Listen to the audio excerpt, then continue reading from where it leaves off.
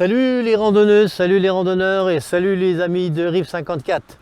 Alors on est retourné dans la petite commune de Vaux-Varnimont, tout simplement parce que le 9 juin, j'étais venu donc dans cette vallée là, ça c'est la forêt de Narmont que vous avez au-dessus de vous, c'est en France.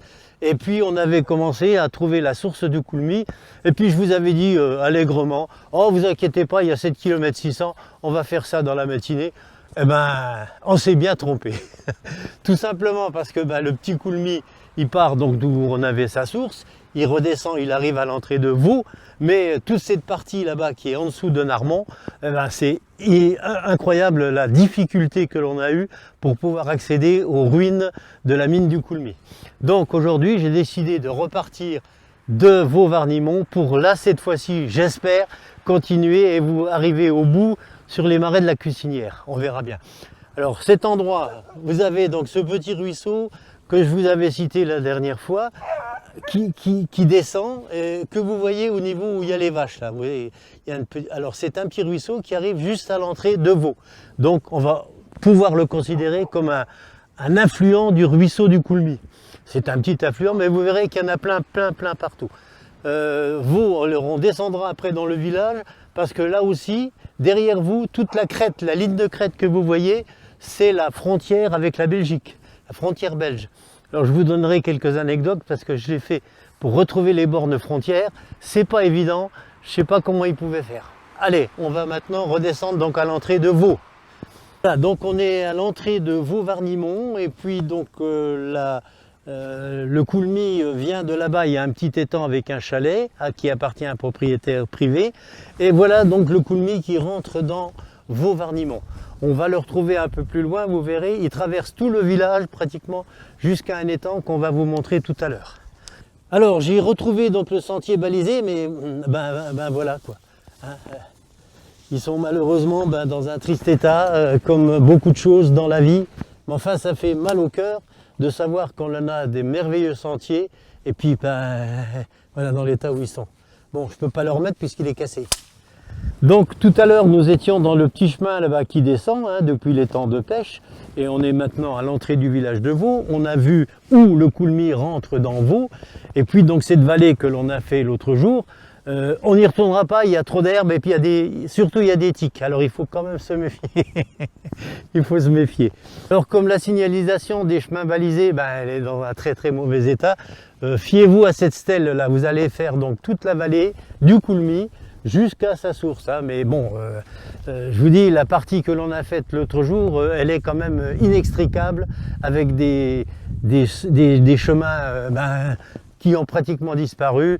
Voilà, donc maintenant on va continuer notre descente du Coulmy en traversant Vaux. On va s'arrêter à 2-3 endroits pour vous montrer que le Coulmy il traverse le petit village de Vaux. Donc après avoir traversé sur une centaine de mètres en souterrain, parce que bien sûr il y a des routes, il y a des maisons, on ne peut pas laisser le ruisseau au milieu, mais voilà ce petit Coulmy, donc il commence à recouler ici et puis il est alimenté également par le ruisseau que je vous avais signalé. Et donc on va poursuivre notre continuité parce qu'il y a encore ici dans la commune de Vaux un autre affluent entre parenthèses, ce ne sont que des ruisseaux. Mais on va quand même vous le montrer de façon à bien savoir que le Coulmy il est quand même alimenté par beaucoup de choses à la fois. Voilà, donc on continue donc sur ces petits affluents du Coulmy. Vous êtes ici dans la partie qu'on appelle le trou d'Alanzy. Le trou d'Alanzy, la particularité, c'est qu'au milieu de cette trouée qui va jusqu'à la frontière belge, donc qui est située tout en haut de la colline, il y a des anciens poteaux électriques. Je pense que c'était des poteaux électriques qui, à la Deuxième Guerre mondiale, a servi de la commune d'Alanzy pour alimenter la commune de Vaux. Il reste quelques vestiges, il y a encore des piliers debout. C'est des piliers métalliques, bien entendu, de la ligne électrique. Voilà, donc ici on est dans un quartier tout neuf de Vaux-Varnimont, ce qu'on appelle le quartier du Clerchêne. Le quartier du Clerchêne qui a à peu près une dizaine d'années de construction, dont la maison de ma petite filleule. Salut Marie-Hélène. Et puis cette remontée donc, dans le trou d'Alanzy qui va jusqu'à la frontière belge, je le répète, située sur la gauche de la forêt. Tout le long de ce bois, vous avez un chemin d'accès, de promenade si vous voulez, Quand vous avez vu l'état des poteaux, ben, on ne va pas revenir dessus, mais c'était un chemin. Je dis c'était parce que maintenant je ne sais même pas s'il est encore pas très praticable. Mais c'est tout, hein, c'est comme ça la vie, mais voilà. Et ce petit affluent que l'on vous a cité. On va continuer donc notre progression dans le village de Vaux. Alors en redescendant donc vers le centre du petit village de Vaux, on tombe sur une petite construction que l'on appelle des maisons à insectes. C'est très très joli. Mais taisez-vous les canards, on vous a rien demandé. Oh. On est vraiment en pleine campagne là, je peux vous le garantir. On est redescendu donc du quartier du Clerchêne et on est devant une école et qui doit servir également de foyer d'éducation populaire. C'est ce qu'on appelle la FEP de Vaux-Varnimont, qui a repris toutes ses activités pour le moment. C'est-à-dire des ateliers récréatifs, la peinture, l'aquarelle, les petites réalisations en tissu, broderie, crochet. Une bibliothèque est ouverte dans les locaux du foyer d'éducation populaire et en plus il y avait même des cours de Zumba, imaginez-vous. Les marches sont programmées donc à Vaux une fois par mois pour les marches avec des repas. C'est vrai qu'ici on organise beaucoup de marches avec des repas. À noter la participation au Téléthon de cette petite commune qui a récolté une somme de 555,53 € au profit de l'AFM. Merveilleux, ça veut dire que la commune est relativement vivante et c'est bien. On continue notre petite balade donc dans le petit village de Vaux, Vaux-Varnimont. Hein, c'est comme Gorcy-Cussigny, c'est comme Ville-Haut-de-Lémont, vous avez Haut-de-Lémont en haut et Ville en bas. Enfin bref, ce sont tous des noms composés, mais qui appartiennent à mon avis tous à la commune de Caunet-Romain. Voilà, donc ce petit village est traversé par le Coulmy qu'on va aller rejoindre maintenant tout à l'extrémité pour voir quand il rentre dans la ville de Gorcy. On peut dire une petite ville, hein, Gorcy, parce qu'il y a quand même un pharmacien et puis tout ce qu'il faut. Hein. On se dirige donc vers l'extrémité du village de Vaux, qui est devant nous. On va essayer de retrouver un petit étang, je vous en parlerai plus. Ce que je voulais simplement vous dire, c'est qu'ici, ce petit chemin, il arrive à la frontière belge. Juste en haut, vous avez la frontière belge. Dans cette trouée que vous avez derrière nous, derrière le poteau électrique, se situe la maison de chasse de Musson. Alors on en parlera un peu plus quand on aura l'intersection des deux chemins. Pourquoi que tu me fais monter des côtes? Tu sais bien que j'arrive pas. Donc nous sommes arrivés à la sortie de Vaux-Varnimont, donc qui est là, et donc ce petit Coulmy continue à couler dans le bas de cette petite vallée, et il va vers un étang de pêche qu'on essayera de retrouver quand on sera à l'entrée de Gorcy. Pas sûr qu'on le trouve, mais enfin il doit encore exister.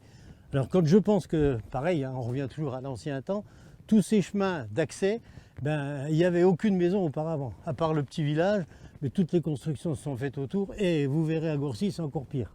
Alors maintenant, donc Romain, on va essayer de regagner l'entrée de la ville de Gorcy par ce petit chemin qui nous emmène là-bas. T'es d'accord? T'as encore des jambes? Oui. Bon, alors on y va. Voilà, donc on est remonté un petit peu dans les hauteurs à la sortie de Vaux en direction de Gorcy. Alors regardez, on aperçoit déjà les premières maisons de Gorcy. On va voir si on peut récupérer le Coulmy à l'entrée de Gorcy parce qu'il va être en souterrain sur une bonne petite partie. Mais je pense que ça devrait quand même aller. Alors pourquoi je vous ai emmené ici? Simplement parce que ici ce sont donc toutes les frontières de la Belgique et de la France. Quand on sait, on se demande comment ils ont fait, je ne sais pas à quelle époque, pour faire des bornages dans les bois, mais les mecs ils devaient avoir drôlement picolé quand même parce que quand on part, alors une fois je l'ai fait quand même, c'est ce circuit, vous partez donc de Piémont, hein, c'est l'intersection entre la Belgique et la France, et puis on a suivi toutes les bornes frontières jusqu'à l'entrée de Gorcy. Je peux vous garantir c'est pas triste, hein, parce que c'est pas des lignes toutes droites, hein. C'est incroyable, incroyable. Je dis mais comment ils ont pu mettre des bornages dans les bois? Comment ils ont fait? Ah ça c'est à nous, ça c'est belge, ça... Incroyable. Enfin bref, voilà.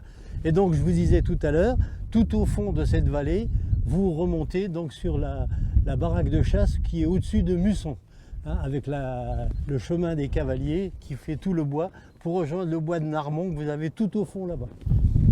Tout ça, écoutez, on les a fréquentés, on les a marchés, on les a ramassés des escargots, enfin, on en a fait. Bon allez, on continue, on n'a pas fini là.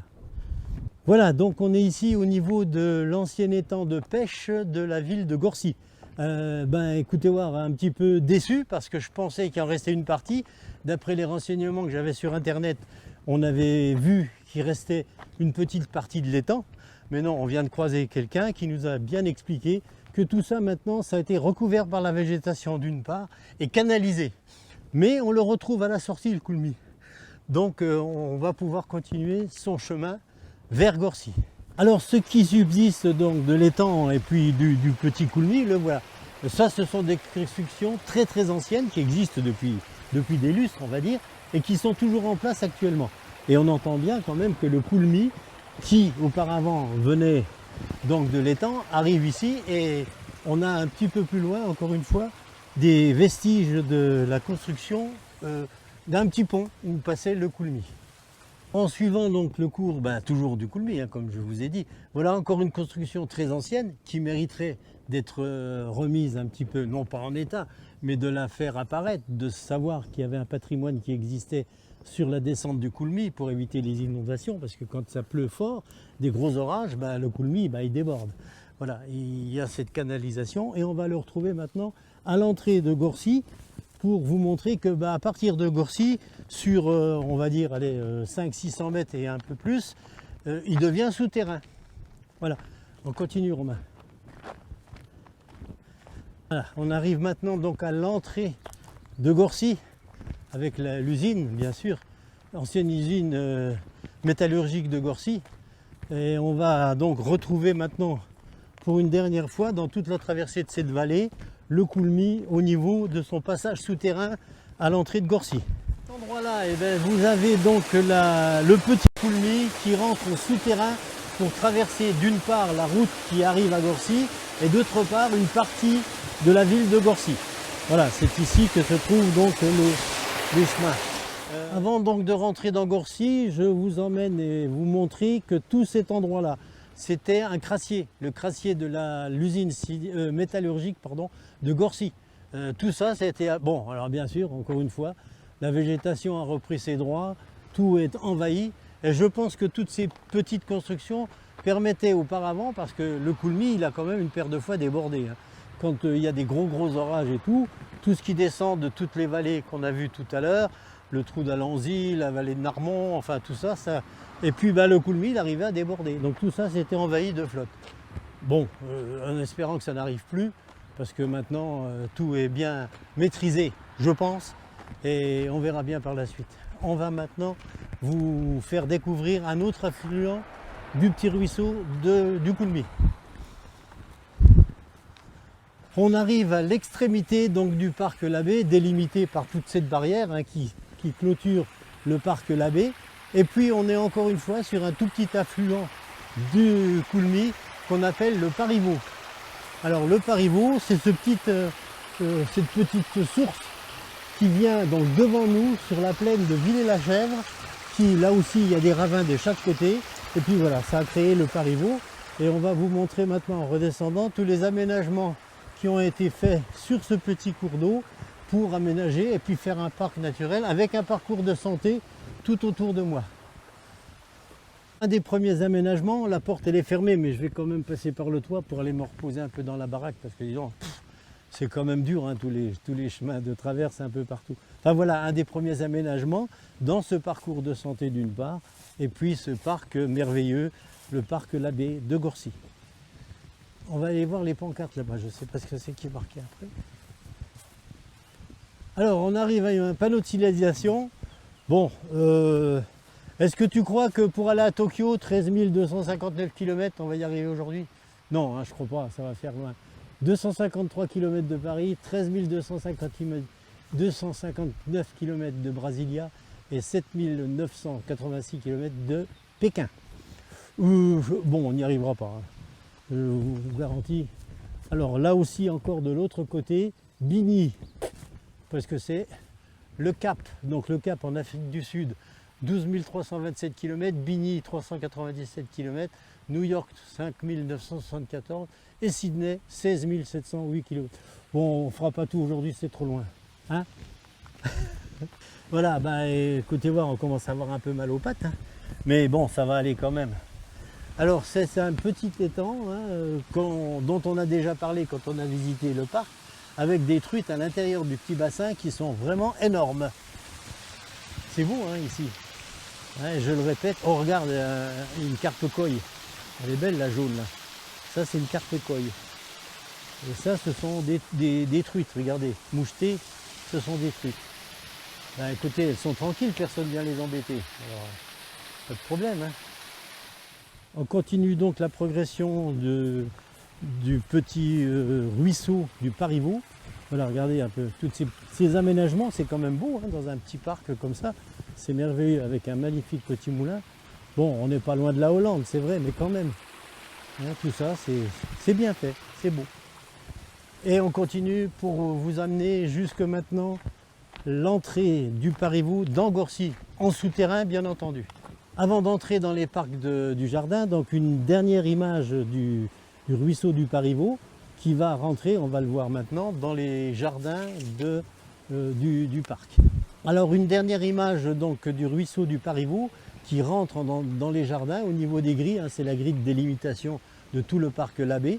Et puis ben, après on le retrouvera peut-être au niveau de la sortie vers Gorcy parce que maintenant ben, il part en souterrain. Voilà, c'est donc ici à environ une quinzaine de mètres derrière ce mur que rentre le Pariveau en souterrain. Donc on ne le verra plus malheureusement. Et regardez quand même toutes ces constructions qui avaient été faites à l'époque, qui sont toujours d'actualité, hein, parce qu'elles sont solides, elles sont toujours là. Ça fait partie du patrimoine de Gorcy. Allez, on continue, on va essayer de retrouver notre ruisseau à l'entrée de Gorcy maintenant. Voilà, donc à peu près dans le centre de Gorcy, hein, juste après l'église de Gorcy qui est juste devant moi.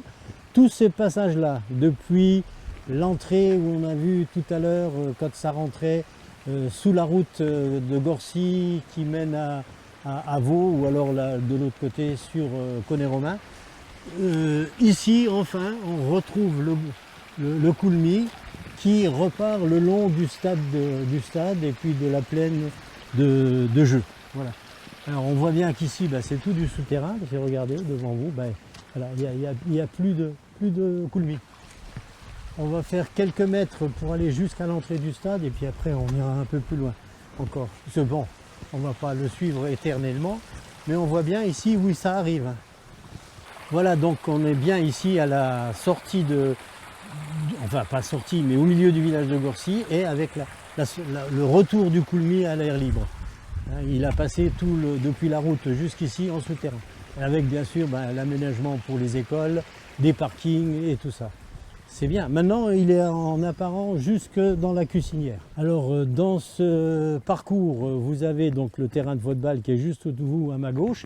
Et puis, le Coulmy, c'est une promenade très très agréable parce que d'une part, les chemins sont aménagés, donc vous pouvez venir avec des enfants éventuellement pour vous balader. Et c'est bon, voilà, c'est un petit ruisseau qui a été alimenté par pas mal de petits ruisseaux qu'on a découverts, dont le Pariveau. Et tout ça fait que ça fait un petit ruisseau beaucoup plus important. On a continué notre progression et on est maintenant au niveau de Cussigny. Alors Cussigny, bien sûr, on dit toujours Gorcy-Cussigny, c'est un petit hameau comme Villaudiemont que j'ai cité tout à l'heure, comme Vaux-Varnimont, voilà, ce sont des petits hameaux qui sont rattachés maintenant, bien sûr, à la commune. Alors le Coulmy, voilà, il continue en direction de la Cussinière, donc le marais de la Cussinière, réserve ornithologique en Belgique. Et de là, on vous dira que c'est la fin de l'émission et on n'est pas encore arrivé, encore du chemin. Avant de gagner donc Baranzy et la Cussinière, on est donc monté dans un quartier résidentiel inimaginable. On revient toujours à l'ancien temps, malheureusement. On a plus de 78 ans maintenant. Quand je suis arrivé à Gorcy, ma sœur habitait Gorcy, il n'y avait rien. Rien. Alors le quartier du Tropéage, il est là-bas. L'autre quartier qui s'est fait après est là-bas. Les nouvelles constructions sont ici et ils sont en train de refaire encore une fois toutes des constructions le long de la route qui mène à la frontière belge qui est en haut du chemin. C'est incroyable. Enfin bon, nous les quartiers, c'est pas trop ce qui nous intéresse. On retourne pour vous donner quelques informations sur la fin du Coulmy qui rejoint la Batte d'une part et la Vire d'autre part. Et puis ça sera bien pour aujourd'hui. Laisse-moi souffler, j'en peux plus moi. On vient de traverser Baranzy, donc en Belgique, et on est au niveau maintenant du chemin qui amène au marais de la Cussinière, réserve ornithologique belge, très bien aménagée, je peux vous le dire, on l'a déjà fait plusieurs fois. Alors ici, une particularité quand même, d'après le réseau hydrographique sur Internet, on dit que le Coulmy s'arrête au niveau des arbres qui sont devant nous. Je ne pense pas, parce qu'on est allé donc sur le pont qui enjambe le marais, et il y a un beau ruisseau bien large, et je pense, ça c'est mon avis personnel, je pense que c'est quand même le Coulmy.